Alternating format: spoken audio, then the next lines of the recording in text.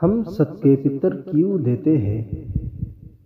دوستو، فطرانہ صدقے کی ایک قسم ہے جو رمضان المبارک میں عید کے نماز سے پہلے لازمی ادا کرنا ہوتا ہے۔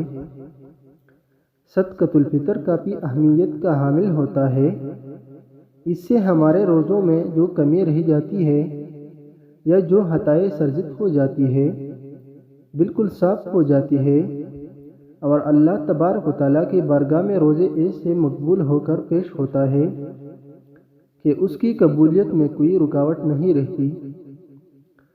صدقۃ الفطر کی ایک حکمت یہ بھی ہے کہ یہ اللہ تعالیٰ کی اس عظیم نعمت کا شکر ہے کہ اس نے ہمیں رمضان کا مبارک مہینہ عطا فرمایا اور روزہ رکھنے، قیام کرنے اور دیگر عبادات بجا لانے کی توفیق بخشی، کیونکہ یہ سب کچھ بغیر توفیق الہی کے ممکن نہ تھا۔